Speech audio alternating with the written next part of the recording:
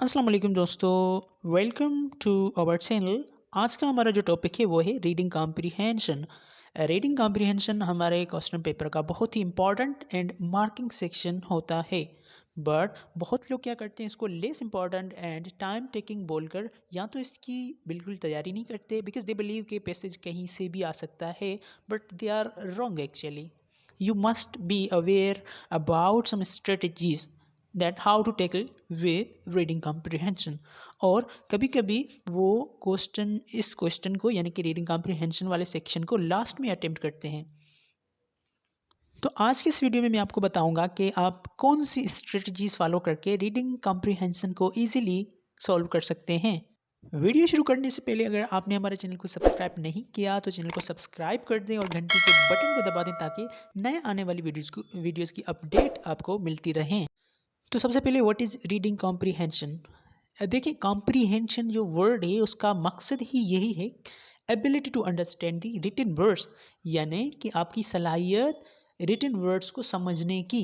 अब written words का मकसद ये नहीं कि आप जस्ट उनको रिकग्नाइज कर रहे हैं, आप जस्ट उसको पढ़ रहे हैं, बट पढ़कर उसमें से कुछ समझ भी रहे हैं। This is what they want to know के जो एस्पायरेंट है, जो टेस्ट देने वाला है, वो रीडिंग करके उसमें से क्या चीज़ें समझ रहा है, उसका कॉम्प्रिहेंशन यानी कि उसकी एबिलिटी कितनी अच्छी है।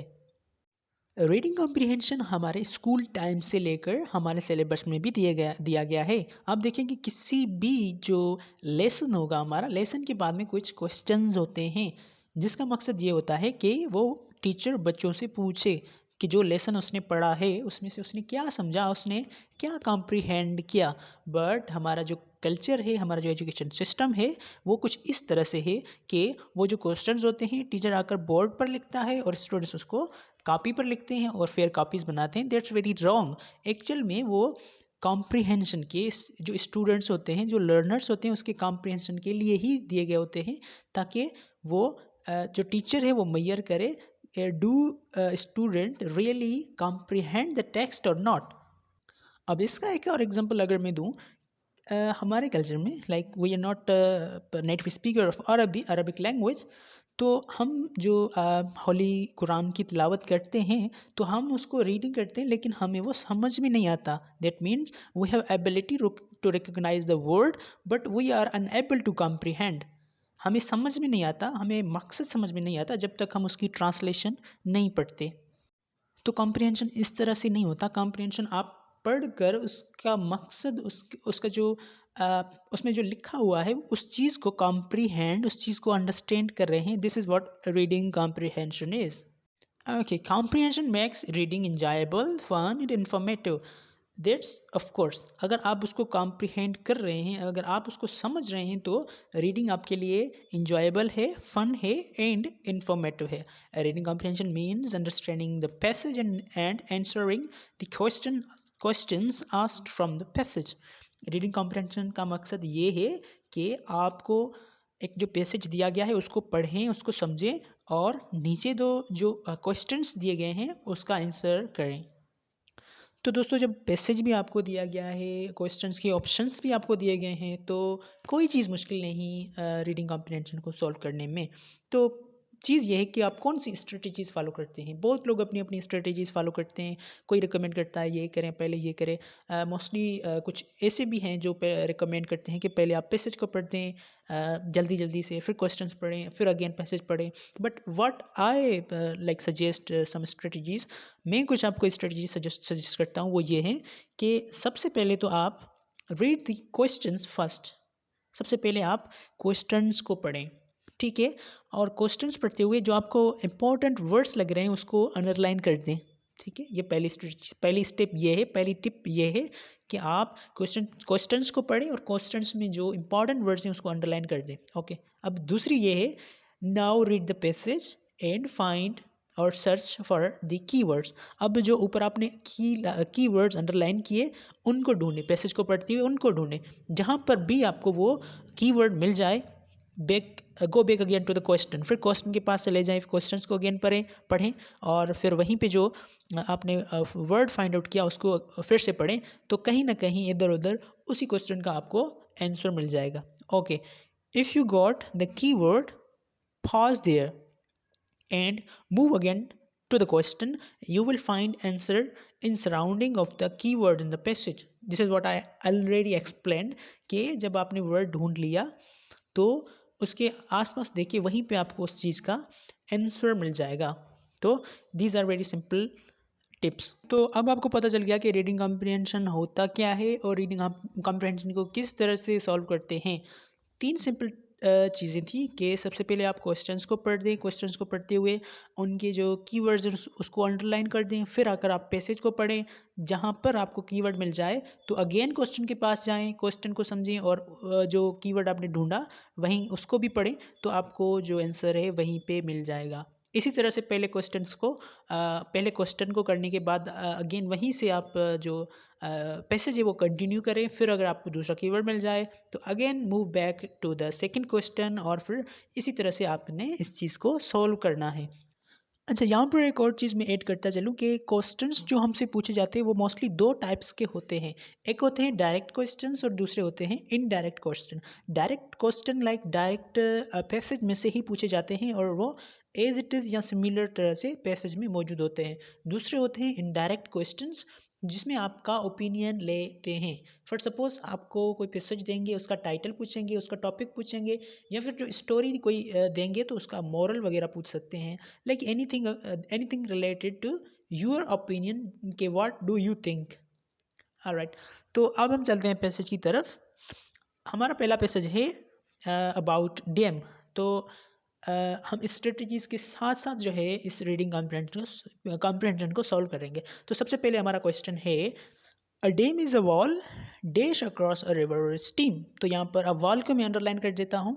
दूसरा क्वेश्चन है water is stored and sent across the country in dash. तो स्टोर्ड एंड सेंट इन दोनों को मैं अंडरलाइन कर देता हूँ. तीसरा क्वेश्चन है the water in the dams is used for irrigating the fields in dash season.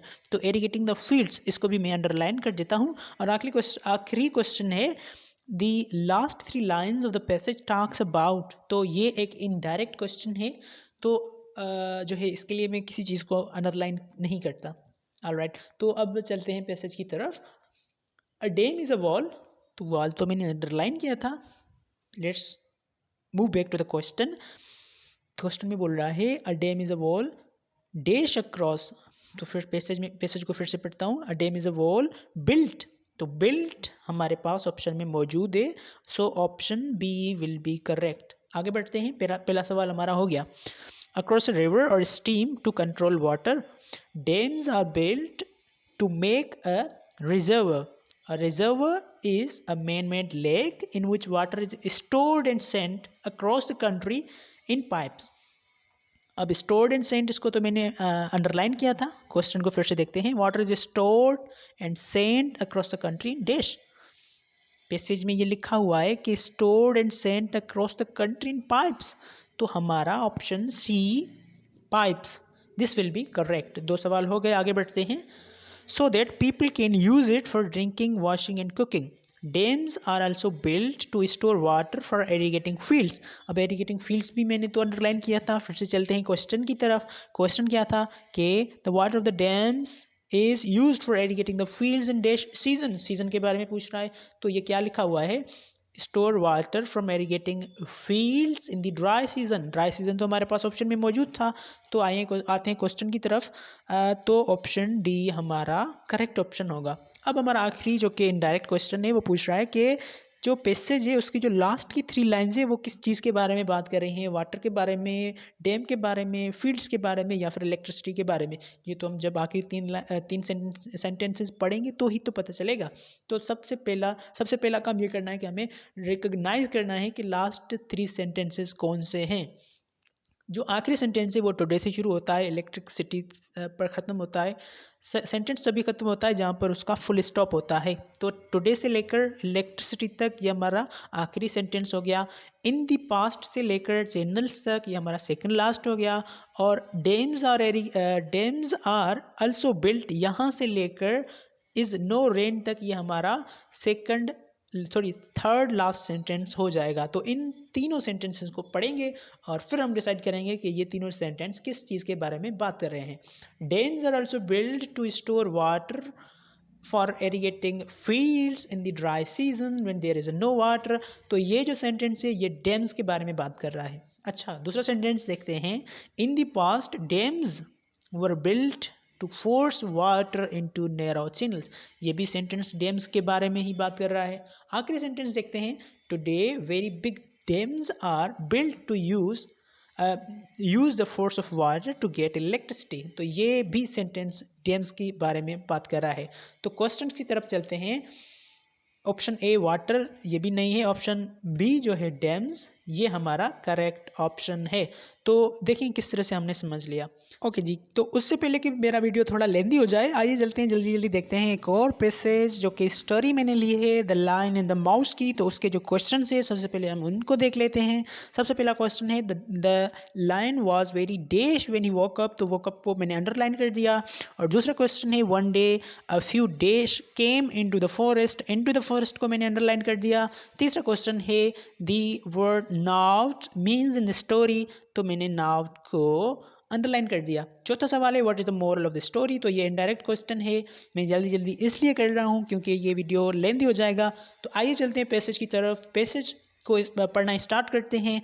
A lion was once sleeping in his den when a mouse started running up and down his body just for fun. This woke up the lion. और walk up को तो मैंने underline किया था। तो question क्या था? The lion was very dash when he woke up. फिर से सेंटेंस को पढ़ते हैं। This woke up the lion and he was quite angry. He was quite angry. तो angry जो है हमारा एक्चुअली पूछा गया था, ऑप्शंस में भी दिया गया था। सवाल को फिर से पढ़ते हैं। The lion was very dash when he woke up. Happy, hungry, angry और थर्स्टी। एंग्री हमारा राइट ऑप्शन है जो कि ऑप्शन सी है। तो चलें आगे बढ़ते हैं। He was about to eat the mouse when the mouse pleaded with the lion to set him free. I promise you I will be of great help to you someday if you spare me. The lion laughed at the mouse's confidence and let him go. One day a few hunters came into the forest. Into the forest, came into the forest, ये चीज़ तो मैंने underline की थी। चले question को फिर से पढ़ते हैं। क्वेश्चन की तरफ वापस आएँ तो क्वेश्चन में लिखा हुआ है one day a few days. तो पैसेज में लिखा हुआ है कि one day a few hunters. तो देखें ये ऑप्शन में भी दिया गया है हंटर्स। तो हंटर्स हमारा करेक्ट ऑप्शन है जो कि हमारा ऑप्शन ए है। चलें आगे बढ़ते हैं, पैसेज को आगे पढ़ते हैं। One day a few hunters came into the forest and trapped the lion in a net. They tied him up against the tree. The lion started to roar and struggled to free himself. Soon the mouse walked past and noticed the lion in trouble. He ran and called his friends for help. Together they gnawed. Okay, gnawed को तो मैंने क्या किया था? Underline किया था। चले question में चलते हैं। क्या पूछ रहा है क्वेश्चन में? वो पूछ रहा है कि नाउट का मतलब क्या है। तो देखें, together they gnawed on the ropes to set the lion free. Okay, तो ऑप्शंस क्या क्या हैं? ऑप्शंस देख लेते हैं। बाइट, जंप, हेल्प और फोर्स। तो जो माउसेस हैं उसका काम क्या है? वो क्या कर सकते हैं? रोप को बाइट कर सकते हैं। तो जो नाउड है उसका मकसद बाइट होगा जो कि हमारा ऑप्शन ए है। तो A will be the correct option. चलें आगे बढ़ते हैं। They ran off into the jungle and remain friends forever, remain friends thereafter. So moral क्या बनता है स्टोरी का? ऑप्शंस पढ़ लेते हैं। Kind is always reward, sorry, kindness is always rewarded, help others, make new friends, honesty is the best policy. तो आपको क्या लग रहा है कि इसका जो मोरल होगा वो क्या होगा? पहले आप लोग मुझे बताएं कमेंट सेक्शन में, और अगर आपको पूछना है तो कमेंट सेक्शन में मैं इसका करेक्ट ऑप्शन बता देता हूँ कि स्टोरी का मोरल क्या है। सबसे पहले आप स्टोरी को समझेंगे तो आपको पता चल जाएगा। ज़रूरी नहीं है कि जो मेरा वही हो, लेकिन जो मेरे हिसाब से जो मोरल होगा मैं आपको बताऊंगा। लेकिन आपके हिसाब से क्या मोरल है वो आप कमेंट सेक्शन में ज़रूर बताएं। तो इस वीडियो को यहीं पे वाइंड अप करते हैं। वीडियो अच्छा लगा हो तो कमेंट, लाइक एंड शेयर ज़रूर कीजिएगा। हमारे चैनल को सब्सक्राइब कीजिएगा और मिलेंगे अगले वीडियो में। और अगला हमारा टॉपिक क्या होगा वो हमें पता चलेगा अगले वीडियो में। तब तक के लिए अल्लाह हाफिज़। Thank you for watching.